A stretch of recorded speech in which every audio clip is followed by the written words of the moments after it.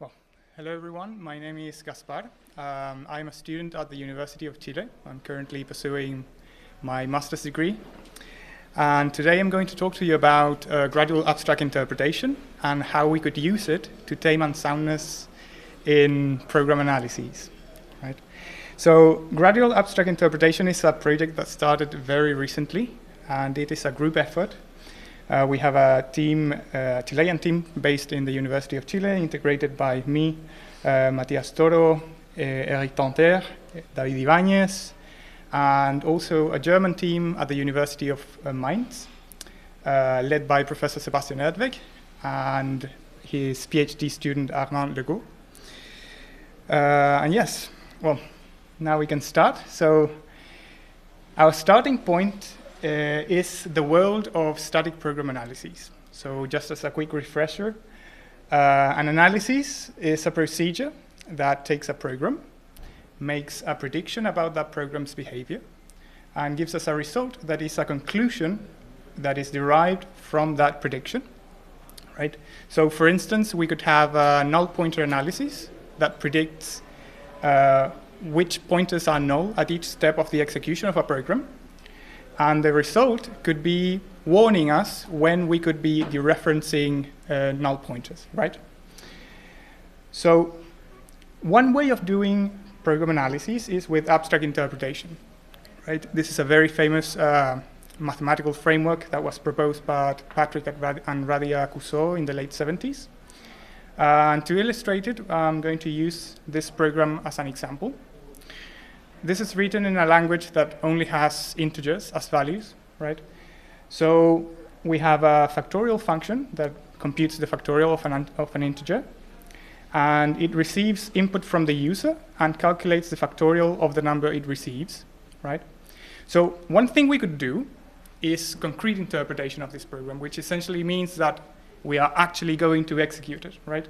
So in this case, we would be working with the concrete values, the integers, and we would have concrete operations, right? So for instance, the user could give us the number 4, and after computing the factorial, we would get the result 24. Yeah? Nothing mysterious here, we're all very used to this. Now, on the other hand, we could do abstract interpretation of this program. So instead of working with the concrete integers, we would work with an abstraction of the values, right? So for instance, we could use the sign of the values associated to the variables of this program, right? And we would also have abstract operations, so operations that work on the abstract values, right? So in the framework of abstract interpretation, the abstract values form what's known as a lattice, right? So in this case, we have the abstract value minus, which represents the negative integers. We have 0, which represents 0, of course, and plus, which represents the positive integers. And we also have two special values. So the most important one for this talk is top, which represents all integers, regardless of their sign, right? Now, this lattice is equipped with a precision relation and also with a very important operator called the join, which gives us the least upper bound between two elements of the lattice, right? So for example, the join between 0 and plus would give us top, right? Now let's see how abstract interpretation would proceed on this program considering this abstraction of the values. So firstly, the user is going to give us an integer as an input. But since we're not actually executing this program, we don't know which integer we are going to receive from the user. So the only thing we know is that x is associated to any integer, to the top element of the lattice, right? So we can call this factorial function on that argument. In this case, n is associated to that top element, right? And we can proceed with the execution. So here on the first line, we would learn that the variable res is associated to a positive integer. And then when we proceed to the while, we have a question, right? Do we go in the while? Do we go around it? We don't know, because n can be any integer, so we don't know if this guard condition holds or not, right? So what we're going to do is follow both paths and then join the results we get from each execution flow, right? So if we go around the while, then we know that n can be any integer, and res can be a positive integer, right? Which is what we derived before we entered the while loop. And if we go in, we can learn a bit more. We can do something that is called path-sensitive analysis. So from this guard condition, we can derive a bit more knowledge about n. So for instance, n, we know that is greater than a positive value. So surely n must be positive as well, right? So at the entry of this while, we know that both n and res are positive integers, which means that when we go to execute the next line here, we know that we are multiplying positive numbers. So we know that the result is going to be positive, right? And in the case of n, when we are subtracting positive values. So since we don't know the absolute values of n, we can know for sure the sign of the result, right? So that's why we get top as an element, right? So now it comes the time to say, well, what is the final result of res? So to kind of compute this, we are going to join the results we got from the branches of execution, right? So what's important to notice here is that res is associated to a positive integer in both branches, right? So joining positive and positive lets us conclude that res will be associated to a positive integer when we reach this point, which means that the factorial is going to return a positive integer no matter which integer receives as argument, right? Now, for transparency, this abstract interpretation runs in a fixed point algorithm, so it needs to, in order to find a stable solution. So but you can just believe me that this is the solution it would reach, right? Now, we could use the result of this analysis, right? So for instance, if we had this program, which receives input from the user and calculates the factorial of that number, and then based on whether that result is positive or not, it takes one or the other branch of this if statement. We could use the result of the analysis, which means that since we know that it returns a positive integer, we know that this condition is always going to be true in every execution, right? So this would mean that this branch is never executed. It's dead code, right? So we could proceed and eliminate this and only leave the body of the true branch of the if statement. This is great, but there is a problem. It can be, the analysis we used can be unsound. Okay, we assumed that multiplying two positive integers always yields a positive result.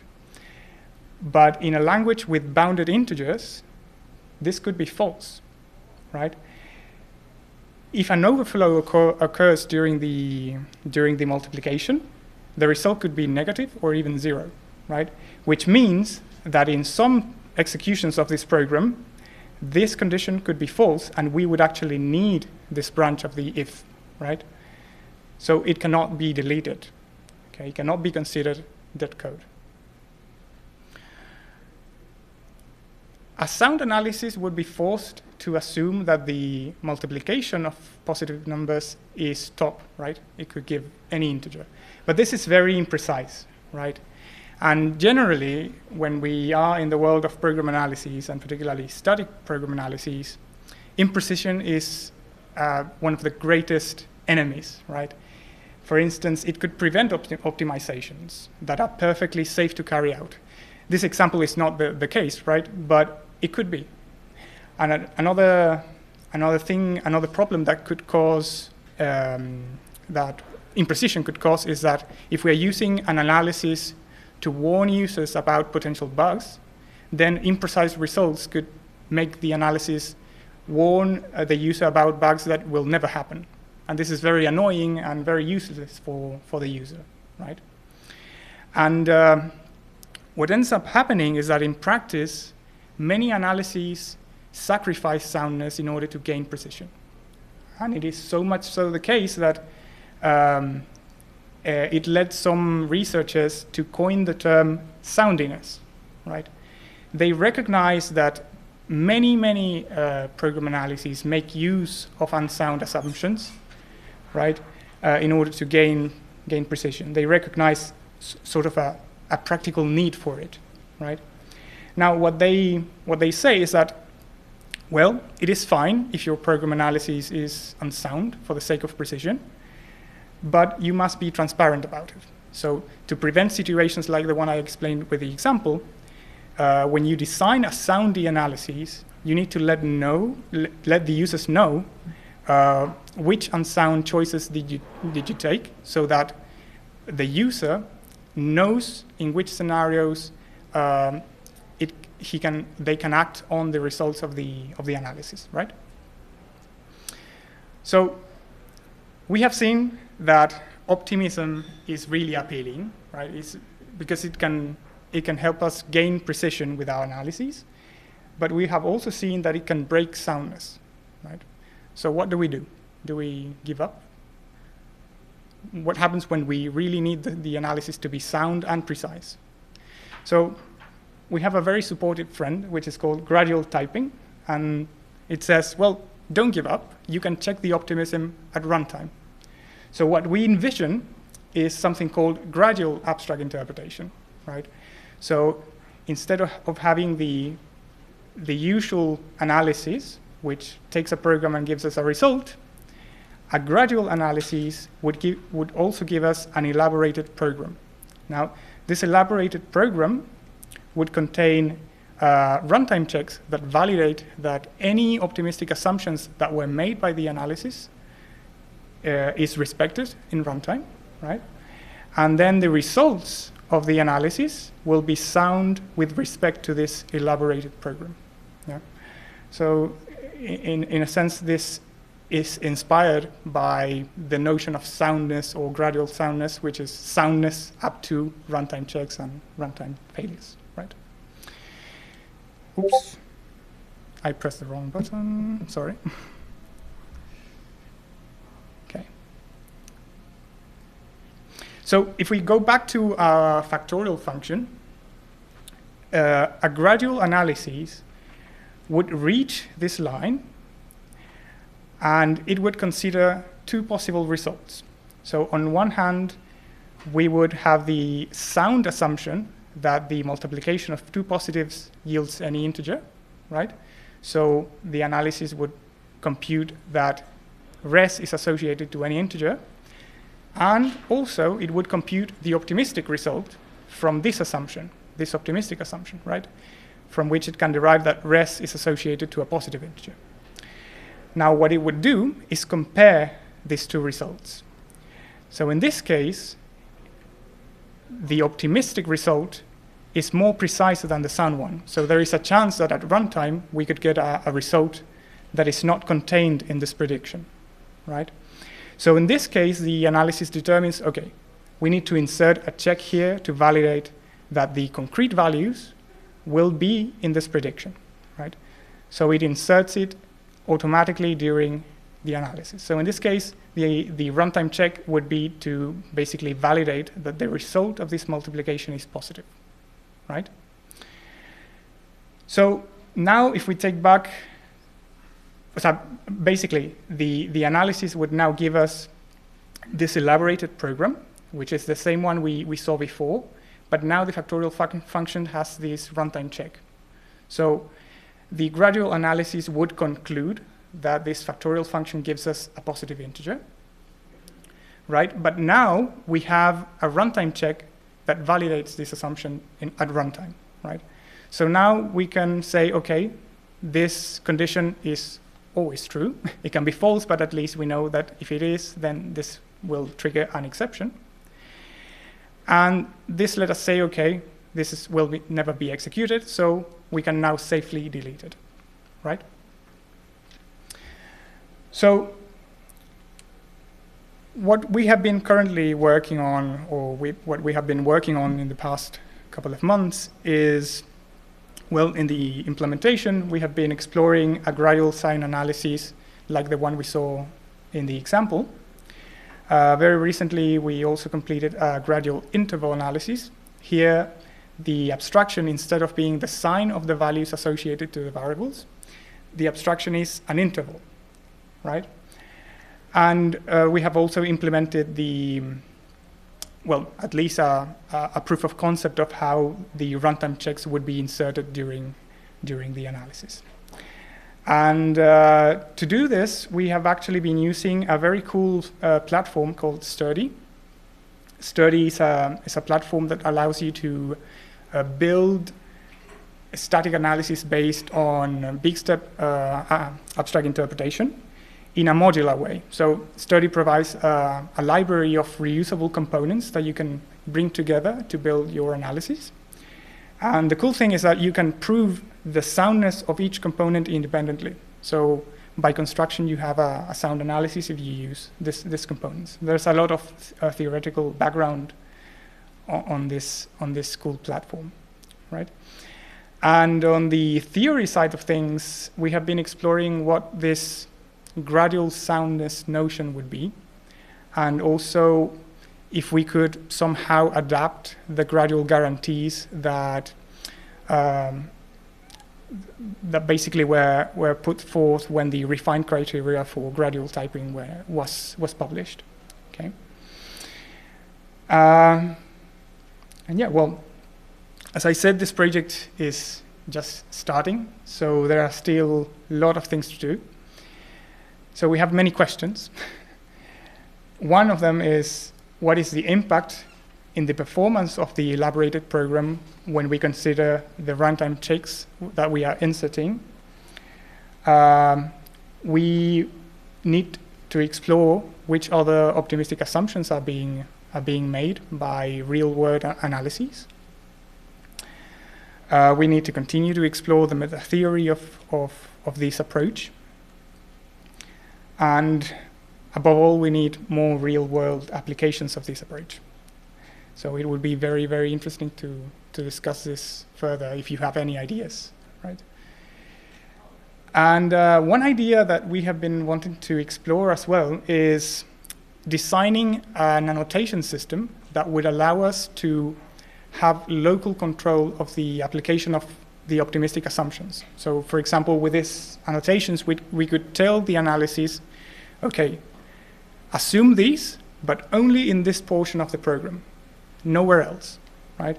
And this would be very useful when the user wants to make use or well, more like legitimate use of certain aspects or characteristics of the language. For example, some hacky use of overflows or bit magic or something like that, right? So to sum up, what we propose is gradual abstract interpretation. Basically, we say that, okay, it is okay to use optimistic assumptions to increase the precision of our analyses. And but the key thing is that we want to make sure that these optimistic assumptions are being respected, so we are going to check them at runtime to preserve soundness. And one cool thing that we want to achieve is that these runtime checks should be inserted automatically during analysis using the logic I presented. So in the end, we would get this kind of diagram of a gradual analysis that gives us results, but also an elaborated program with runtime checks, with the results being sound with respect to this elaborated program. So, well, that's all I had prepared for today. Thank you very much for your attention, and I'm open for any questions or comments you may have. Thank you. All right, any questions?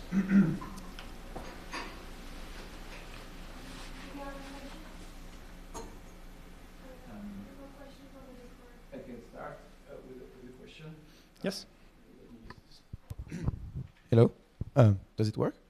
Okay. Yeah. All right. Thanks for the talk.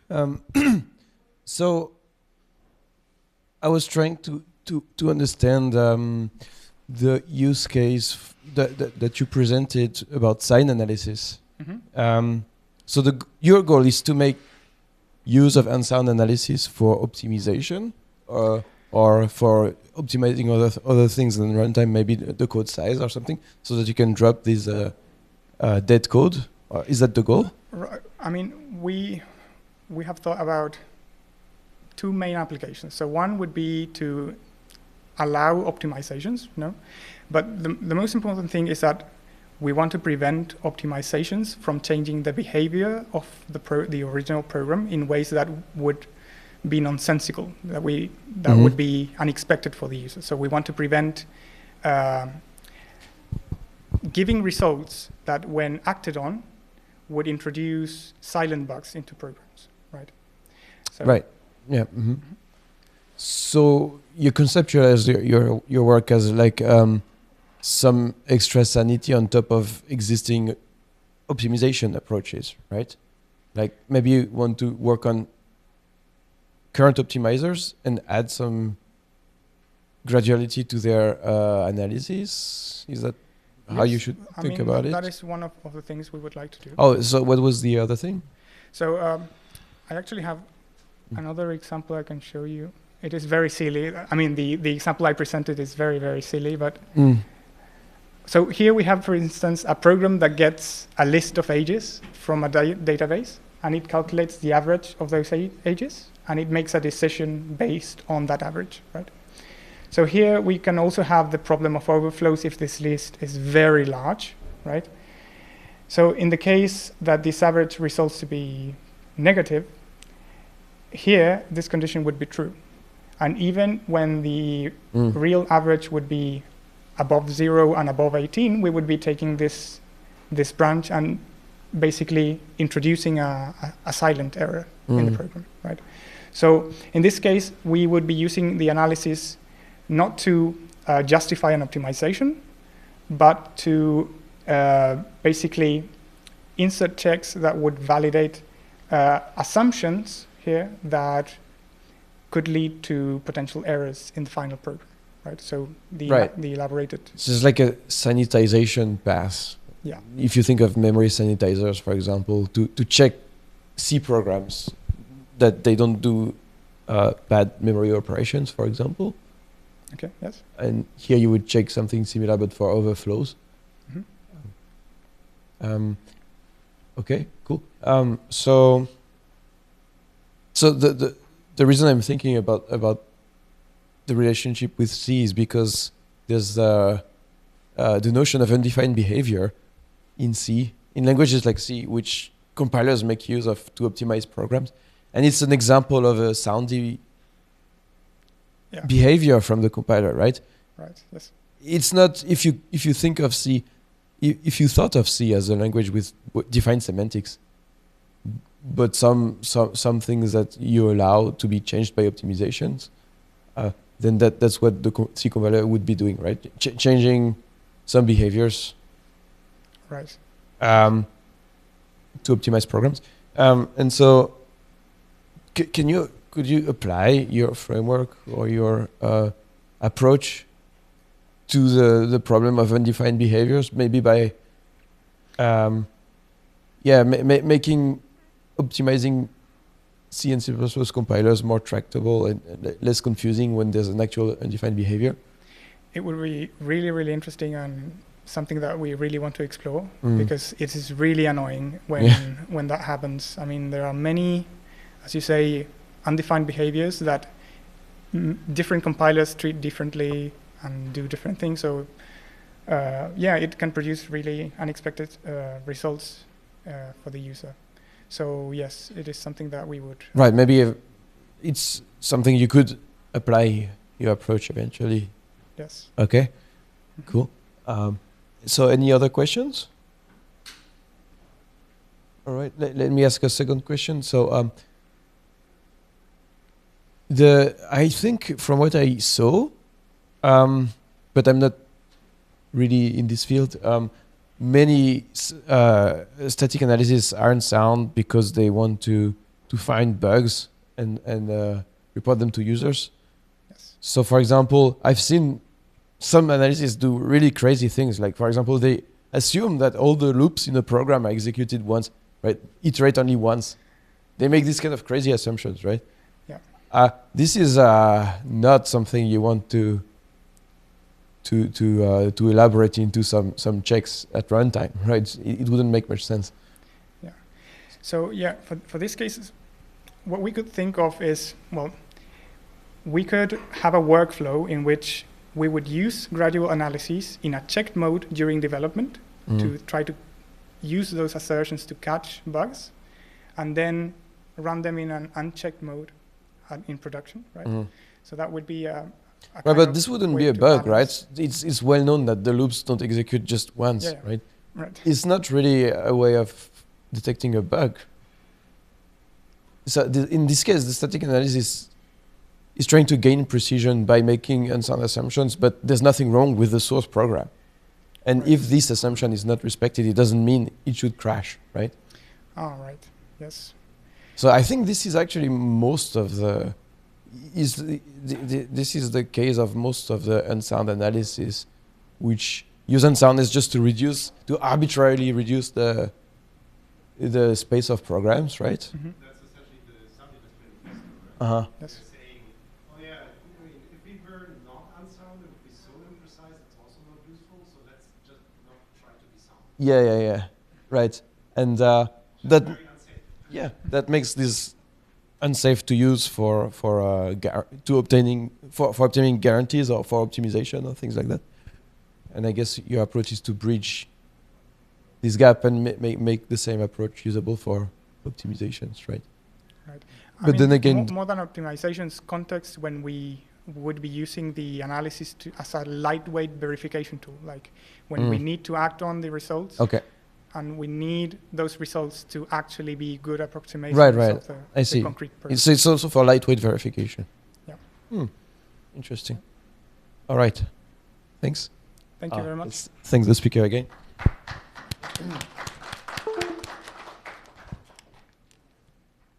All right. So who's the next speaker?